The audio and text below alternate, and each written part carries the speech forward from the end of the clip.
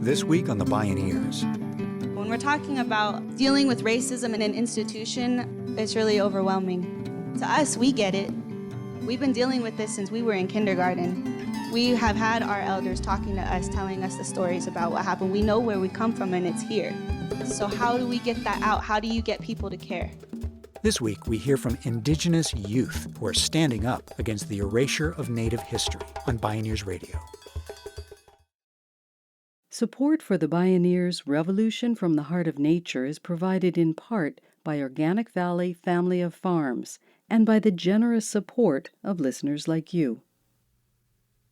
Is it okay for a white kid to dress up as Moana for Halloween? That's the question that USA Today newspaper asked as part of an ongoing discussion around cultural appropriation, addressing how caricatures such as blackface or a headdress and war paint are offensive and hurtful. People of color have been having discussions like these for a long time, but college campus campaigns like We're a Culture, Not a Costume have helped push the issue into the mainstream. Each year, it now prompts the media to offer advice for parents and others who plan to dress up. The discussion around cultural appropriation is part of an even deeper conversation that's happening in schools, particularly among Native American youth. From racist mascots to stereotypes and national creation myths like Thanksgiving to the historical erasure of the American genocide from textbooks, Native American students face racism from kindergarten through university. It's especially poignant in California, where Native peoples also face a widespread misperception that they don't exist. Cultural appropriation and outright racism toward Indigenous peoples in the U.S. is only beginning to be discussed. In a passionate conversation convened by the Native-led Indigeneity program at the Bioneers Conference, California Indian and other Native youth shared stories of their own experiences, their successful struggles to bring the real history of America into the classroom, and ideas about how to abolish racism in schools. In this program, we hear from Indigenous rights activist Dahkota Brown, Chiitaanibah Johnson, Jayden Lim, and Naelyn Pike. I'm Neil Harvey. I'll be your host. Welcome to the Bioneers, Revolution from the Heart of Nature.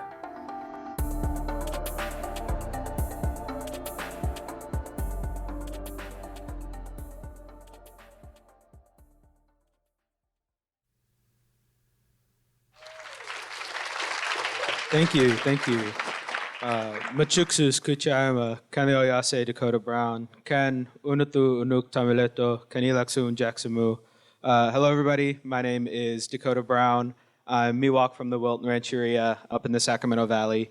It's an honor to be here today. Dahkota Franklin Kicking Bear Brown is an award-winning youth activist and founder and president of an organization called NERDS, Native Education Raising Dedicated Students, which works to improve the lives and academic performances of Native students through cultural awareness, education, and substance abuse prevention. He's also a traditional dancer and was appointed by President Obama to the National Advisory Council on Indian Education. My experience with racism in school goes back a while. We had a historical figures project where you're supposed to write a research paper on a historical figure, someone who you really admire, and then you come to school dressed up as that person, give an oral presentation. A lot of students chose people, and I noticed that there was no Indigenous representation. So I decided to choose Red Cloud. And I wrote my research report on Red Cloud. I went to school dressed in my Native regalia.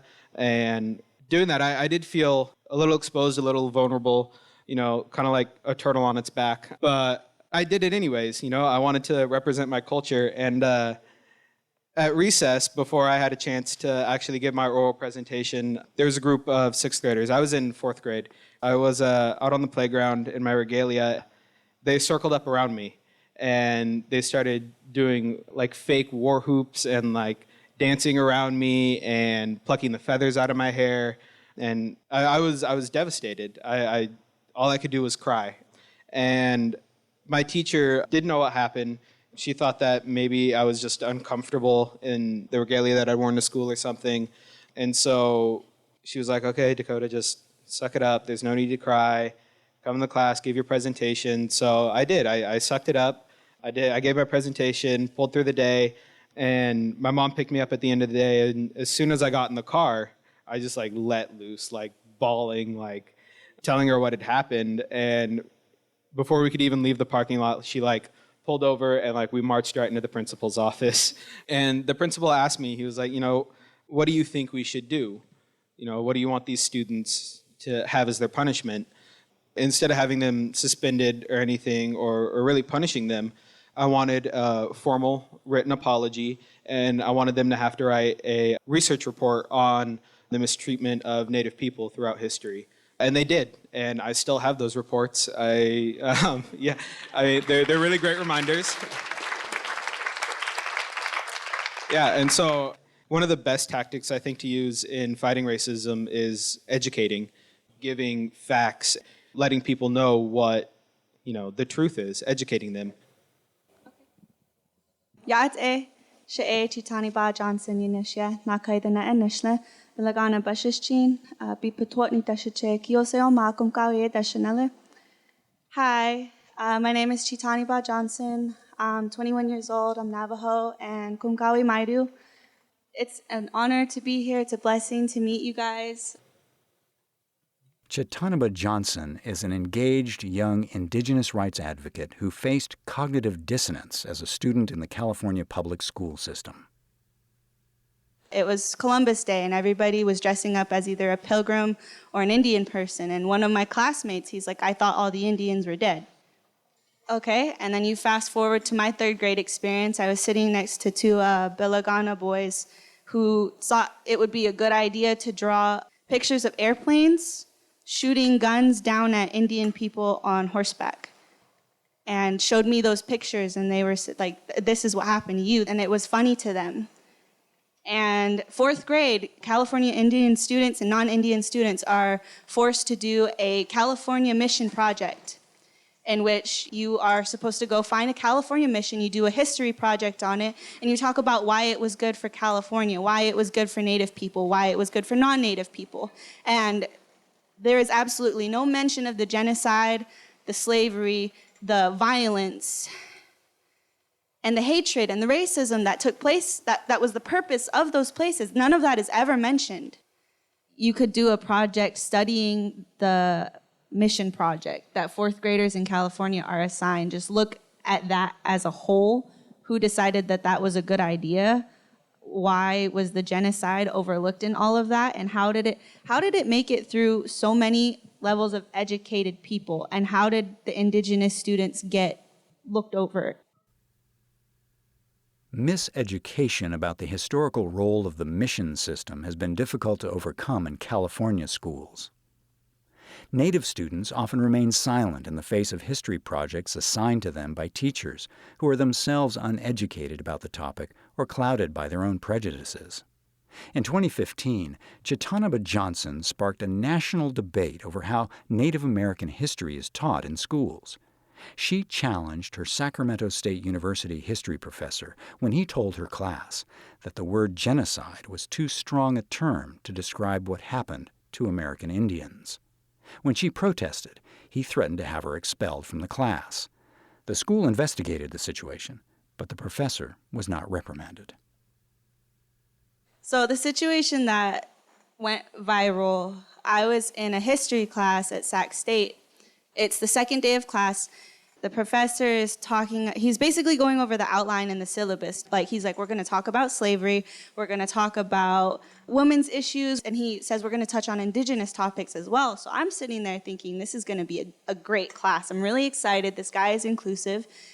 And on the second day of class, he's like talking about Indigenous people, and he goes, the genocide, I'm not going to use that word because genocide isn't what happened to Native people. It was an accident. Diseases were not intentional. I'm a very passionate person.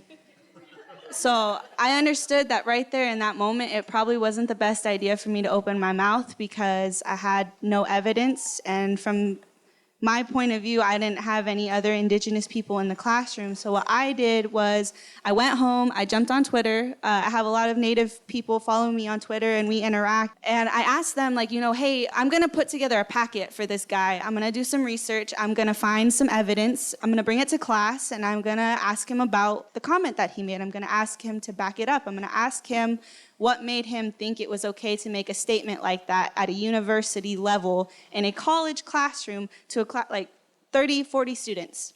And so I had this packet, I highlighted it, I annotated it, I left a couple like documentary recommendations on the back, and I took my packet to class.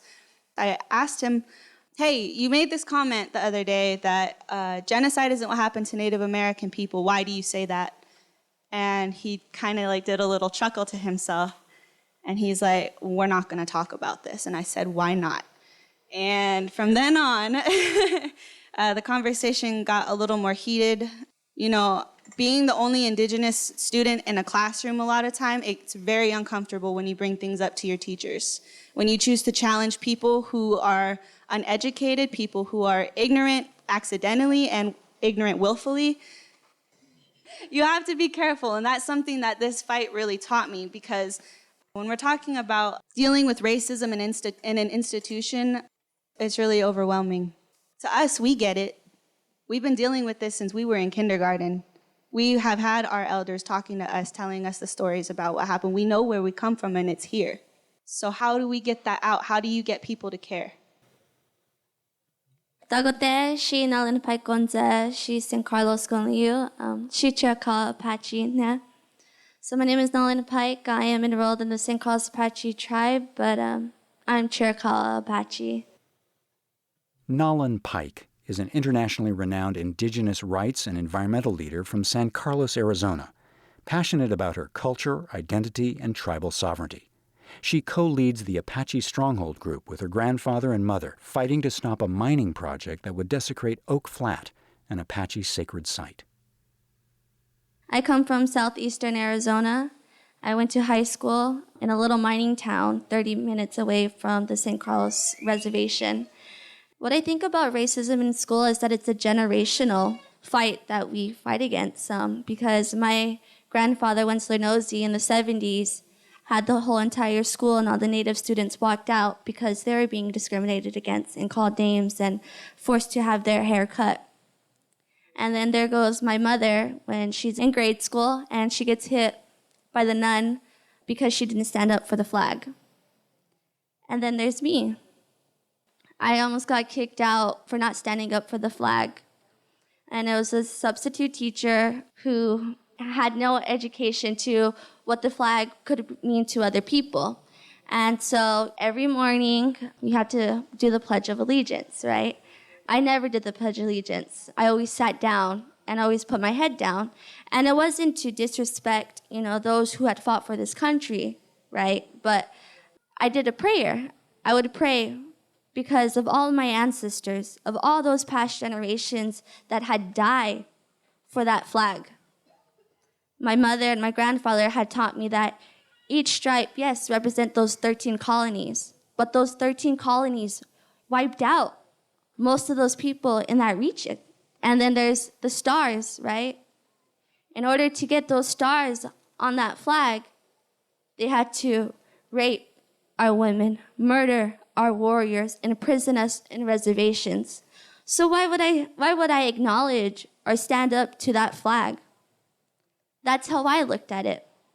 And so it was in my geometry class sophomore year, and we ended up arguing that entire hour about my perspective and my point of view and his uneducated self. And so, of course, you educate the person. It was kind of funny because after the argument ended, a group of Native students from San Carlos ended up standing and applauding, and they were like, future chairwoman, future chairwoman. And we're laughing, and that support was what really helped me and got me through it. It started up this big wave within the school. A lot of the kids didn't stand up for the flag because they understood that we all have a different perspective. We all have a different story, and there's always one story that is heard, and that is the winner's side. But we're not a conquered people. I'll tell you that, because this war is still going on. These battles are still happening. I mean, that's what we're doing today, fighting for sacred land, fighting for identity, and that's what we're doing here now, here at this panel.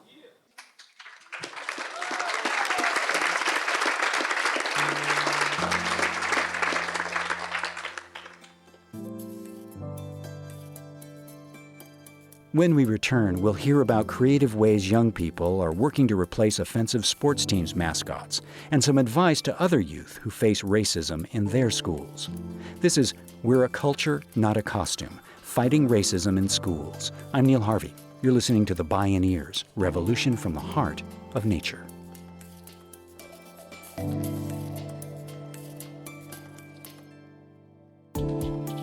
If you love Bioneers Radio, it's free and easy to support us. Just take a moment to post a review on our podcast on iTunes, Google Play, or wherever you find our show online. You'll be helping other people find and enjoy these incredible thinkers and storytellers. And thank you for helping us out.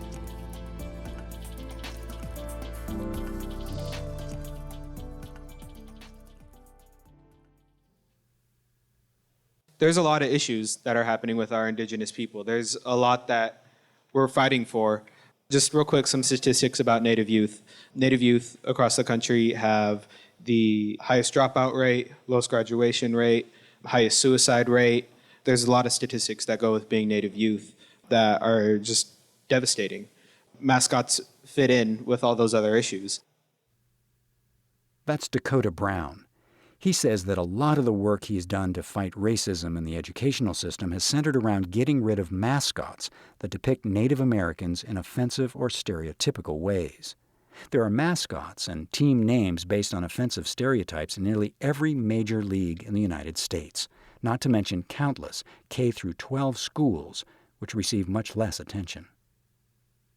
I grew up in a really small town. One of our biggest rivals was the Calaveras Redskins.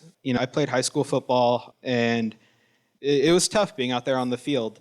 You see people from that school wearing headdresses, fake face paint, but then at the same time you have people from your own school who may be yelling and chanting, "Kill the Redskins, scalp them," almost like there's no way to escape it when you're in that kind of situation.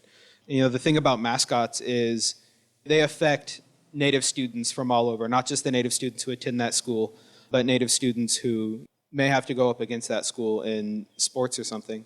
They give the right to non-Native people to mock our culture.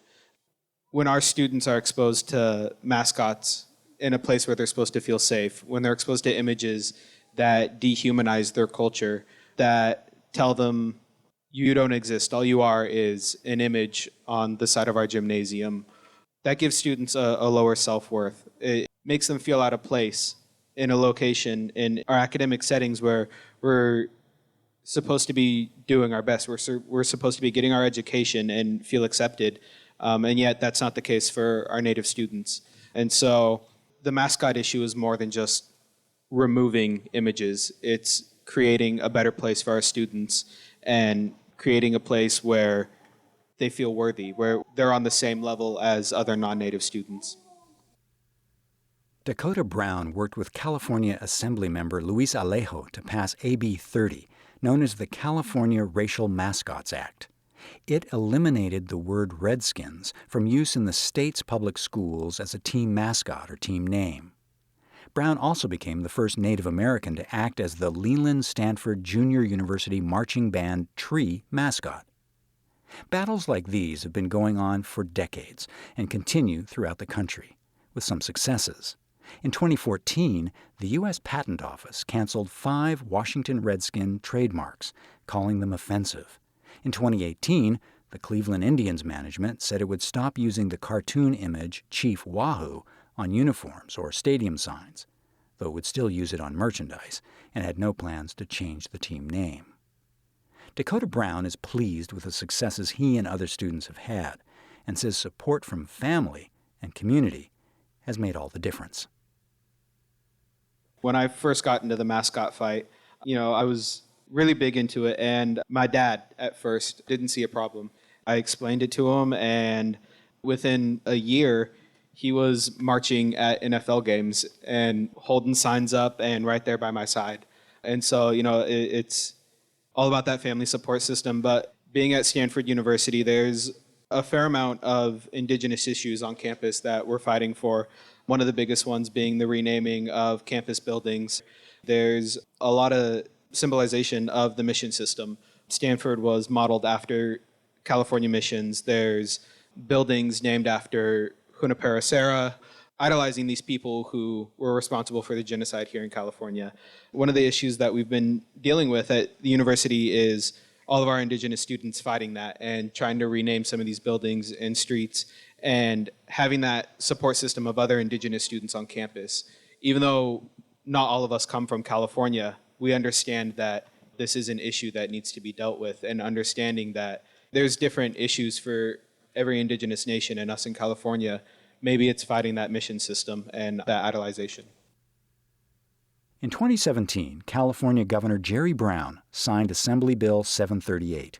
The landmark legislation requires the development of a model Native American Studies curriculum in consultation with certain Native American tribes, and encourages school districts and charter schools with grades 9 to 12 to offer a course based on the curriculum. At the Bioneers Indigenous Forum panel, Jayden Lim shared that she regularly corrects her teachers on California history. She's Northern California Pomo and a tribal youth ambassador with the California Indian Museum and Cultural Center. In 2016, she was invited to speak alongside First Lady Michelle Obama at a White House ceremony honoring the program. There's a new California genocide book that came out, An American Genocide, and it was really well researched, and I have lent it to many of my teachers. I think that students should annotate a history textbook and realize that it's all wrong. There's so many statements that are wrong. The Indians wandered to the mission. The Indians had no place to go, so they went to the mission. I mean, I spend hours. I get history textbooks from my AP US history class, and I spend hours annotating it, photocopying it to my teacher, like telling them, this is wrong. You got to give me some other stuff to read because I can't read this anymore. Identifying the problem is a fundamentally important step on the road towards a solution. Standing up and speaking truth to power takes courage and wisdom, traits that these young leaders have in quantities well beyond their years. What will it take to change the system from the ground up? Again, Jayden Lim. I think that a good way to approach it is call them out, first of all. Tell them, why do you think that's okay? Why are you contributing to the last stage of genocide, which is denial? Why are you contributing to stereotypes? Call them out. Research your information. Give them examples. Have materials ready. I have pamphlets ready to hand out to any person that is going to say something negative or something offensive to me, because it happens all the time. You should never be scared about facing that one person, or a teacher even. I face so many teachers. So don't worry so much about facing that one person, because there's plenty of people that are on the same page with you and that are going to back you up. The number one thing my mom has drilled in my head, my stubborn head, is you really have to pick your battles. Chiitaanibah Johnson.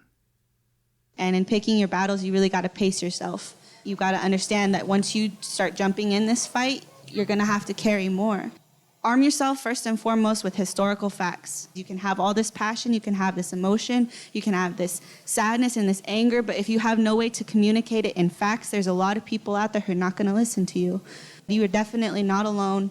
Things can get really heavy really fast. As an Indigenous kid, you carry so much weight, and that can be really heartbreaking, and you got to know when to give yourself breaks. You got to know how to take care of yourself. You got to know what you're doing is for the right reason. And please don't give up. I just think it's important that we be able to acknowledge and hear these stories and be able to do something about it. Naelyn Pike. And to be able to support one another no matter what, because that's what we have survived through all this genocide. Is that support between one another, that love that we've always had, to come together because we are a powerful and resilient people. And so this racism doesn't even amount to how much pride and how much goodness and how much strength and how much resiliency we have in our history, in our songs, in our prayers, in our traditions, and where we come from, the land.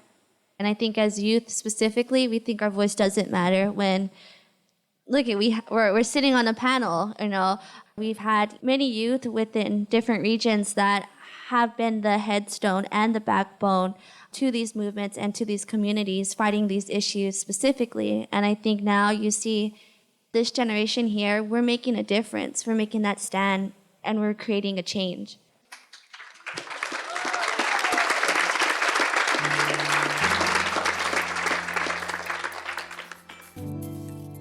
Naelyn Pike, Chiitaanibah Johnson, Jayden Lim, and Dahkota Brown, brave young Indigenous people leading a cultural transformation that's centuries overdue. We're a culture, not a costume, fighting racism in schools.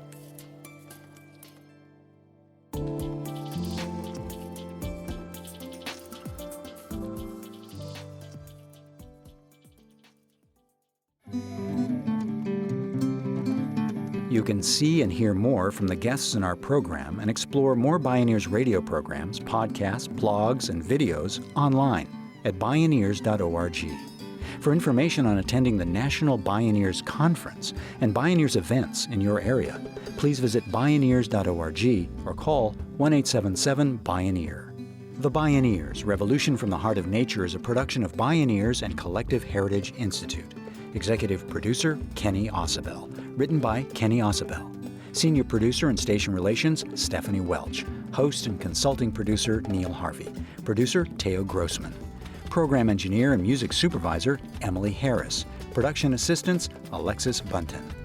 Our theme music is co-written by the Baka Forest people of Cameroon and Baka Beyond from the album East to West. All royalties from Baka compositions and performances go to the Baka Forest people through the charity Global Music Exchange. Find out more at globalmusicexchange.org. Additional music was made available by Edamame at edamamebeats.com.